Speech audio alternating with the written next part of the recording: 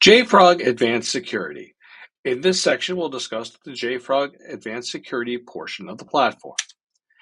So we've already talked about key things in software supply chain attacks, right? Known vulnerabilities such as CVEs. We've talked about zero-day first and third-party code. We've talked about non-code issues like malicious configurations or private keys. We discussed a lot of the things that are out in the world, and also things like malicious packages, things that are in your software supply chain that could directly affect companies not only financially, but also affect their reputation. And when we talk about what JFrog X-Ray offers, we know all the basics: software bill of materials, understanding. In the future segment, we'll go do a deeper dive into software bill of materials and what it really means. We'll also discuss CVEs, vulnerabilities, vulnerability and exposures. We are a CNA, so always keep that, knowing that the products that companies that you'll be representing are using is being backed by a company that is a CVE number authority. Things like malicious packages that might be part of it. Things like Python. Sometimes malicious packages come in and can be very detrimental to the actual base of the software itself. Operational risk, the longevity of a library from its origin. Is the origin source still healthy and well and active? Has it been abandoned? How old is the version you're using, right? Being able to create protections around that. And we also talked about license compliance, being able to go ahead and detect the licensing of a package and being able to write rule sets based on that, blocking ones and blocking certain packages, and also indicating whether or not a potential threat like typo squatting or binary spoofing can also be detected by also looking at the licensing, because there might be some sort of nefarious or malicious license. We weren't satisfied with just this approach in such a stellar X-Ray product. We actually wanted to extend it and to make it better. So we offer another tier. The other tier we have is our advanced security, which also comes with SAST, Static Application Security Testing. So first of all, it has contextual analysis. We'll talk about that and how that can help companies reduce the time and effort it takes to look at any CVE and come up with appropriate measures by focusing on what matters most. We'll talk about advanced secret detection. You'd be surprised how many things out there in the world, like Docker Hub, have secrets that are being exposed to the public. If these secrets are exposed and they are taken by the wrong individuals, they can be used against the organization that created the software. Things like access tokens, plain text passwords, API keys, you name it. Application level exposures and service level exposures.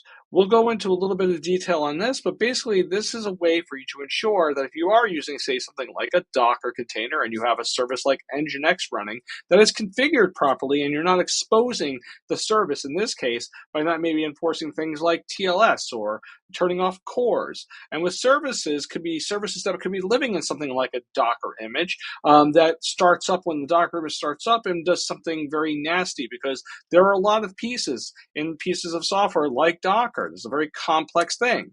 We'll also talk about infrastructure as code around things like Terraform. A lot of companies these days are using infrastructure as code as a way to configure the services that they offer.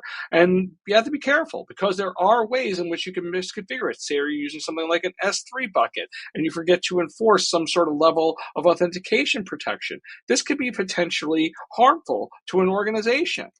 Or also to SAST, giving the coders the ability to look at the code they're producing and produce the best code possible by letting them know if they're doing something potentially ineffective or doing something that could be potentially harmful to an organization when they are running their code.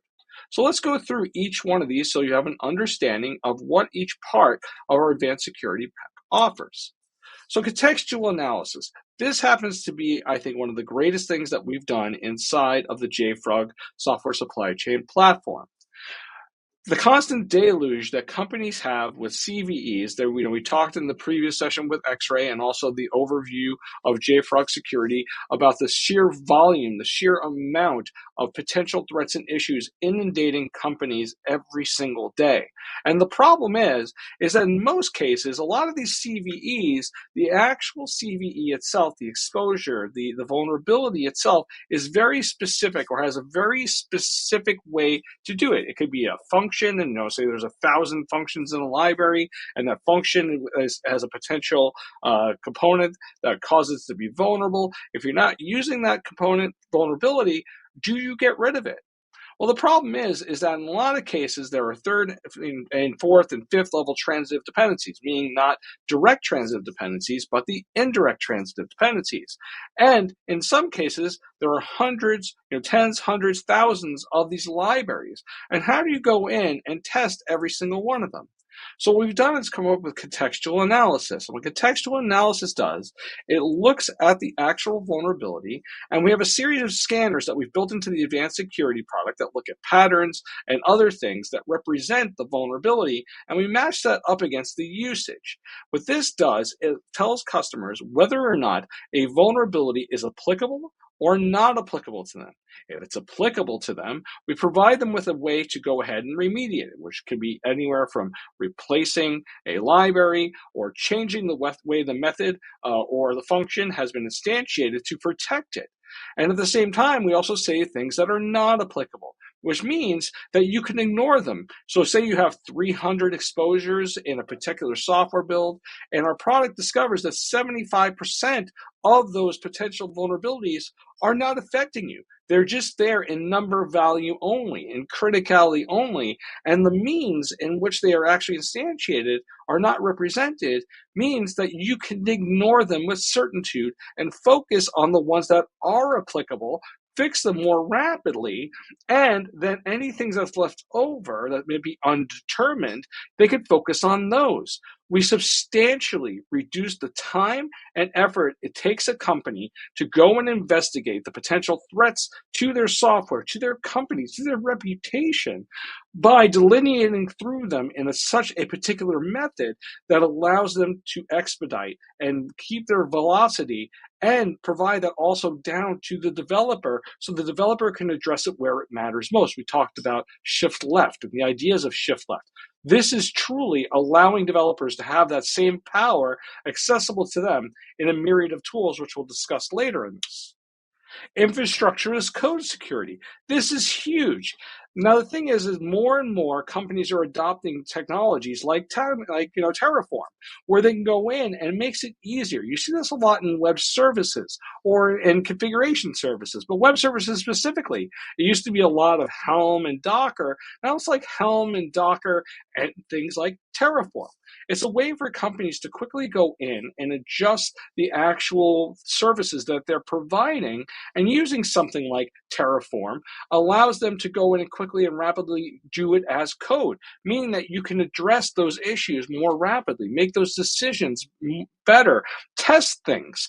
But what happens is that in some cases, because we're humans, we do get sloppy sometimes, and we might forget things. And so this allows you to go in and take those Terraform templates that you're putting together to provide that infrastructure as code to configure those services and make sure they're compliant. Is that S3 bucket have authentication? Did you remember to put authorization around a particular pod or service so it's not exposed publicly, but it's exposed to the other services for computational practices? This allows companies to ensure that if they are configuring their software with code, that it is safe, solid, secure, and compliant. Secret detection. I could go days and days alone on secret detection. We as an organization ran millions of containers through our advanced security scanning, and you'd be surprised that we found over 80% of the containers that we scanned were actually containing secrets, API keys, access tokens, private keys, passwords, you name it. These are things that are in Java jars and any code. I mean, NPM, Python, you name it. Docker's the worst. Like I said, we found so many. But this allows companies to go in and make sure that if they're leaving something publicly, I have an example of that where we found a container that was running Python. It looked clean until we found all the AWS, private tokens. We found their API keys. We found lots of private data. And where did we find it? We found it in the root history of the container itself. That's insane. And this allows you to go in and protect yourself against those potential exposures of password secrets and APIs where they can actually get the keys to the corporate kingdom, get the accessibility and cause potential threats and harm to organizations. This makes sure that the software that is out there does not contain anything that can be, or you can be notified. It's up to you to remove it, of course, right? The organization to remove it. But the APIs, access tokens, and things like that. So this way it provides a safer experience by providing whatever they're doing to externalize customers, whether it's a service or a piece of software, and protecting the organization, as I stated, not only for potential attacks or financial, but also reputation. Service exposures are things like misconfigurations. Say you're using something like Envoy or Etsy or Prometheus, or you're using Nginx, any sort of service that might be running, you actually might be doing more harm than good. So looking at the actual services themselves, and we have scanners that will look at these services and determine what is the best practice, what is the best configuration for the service that protects you the most. Now, when I say that, this is mostly things you'd see around maybe something like Docker. But the idea is that those services, if they're misconfigured or they're not configured correctly, this could cause amazing amount of issues. Things like weak ciphers, maybe they didn't put on SSL or insert communications, in TLS 1.1 or 1.2, things like that. This allows you to have a full visible access to that. Then we have application level exposures. These are things like improper uses of application, libraries. The idea, Python, JavaScript, Java, all these libraries, if you're not doing it in the, requested or, the preferred or the actual way you should do it, like a certain parameter may not be set where authentication equals true. As simple as that.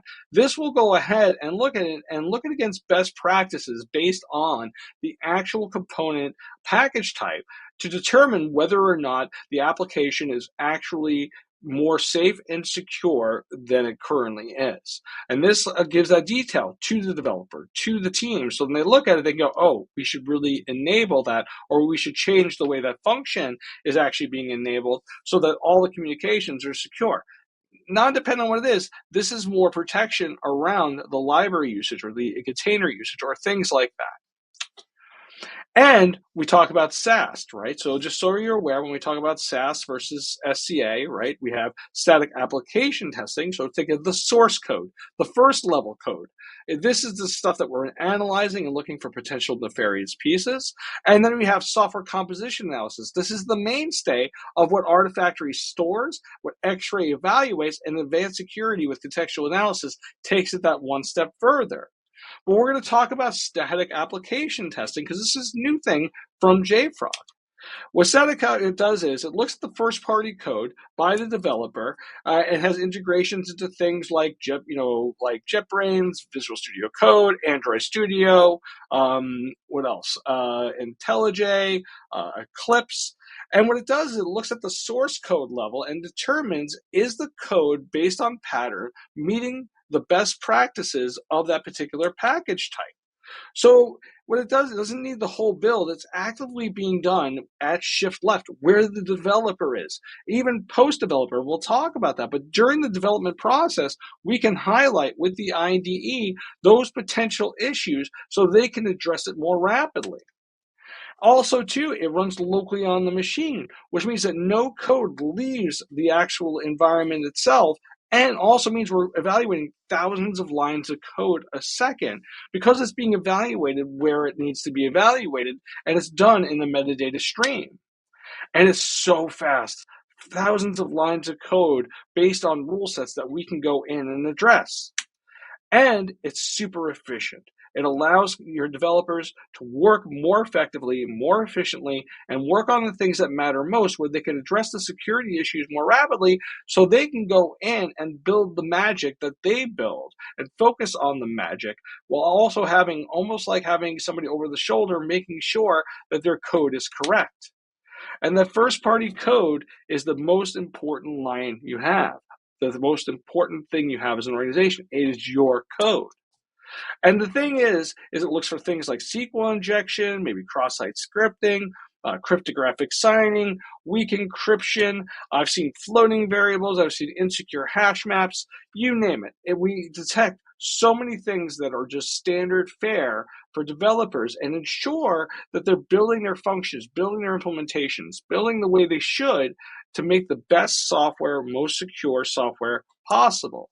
And as I stated, it's available in the IDE.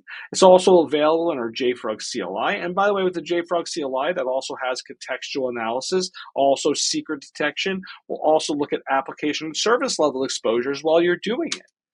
And we have it in our product called FrogBot. FrogBot is like Dependabot, except that it goes and has SAST, contextual analysis, seizure detection, all the things that are included in advanced security. When you use it with, like, say, GitHub or Bitbucket or any VCS that we support, this allows you to go in, evaluate the stuff in the SCM, the software control management, and source control management, sorry. But it gives you the ability to also do it on things like check-ins. So the thing is, if somebody's doing a pull request, when they're executing it, they can get that knowledge to them where it matters immediately. And thank you so much.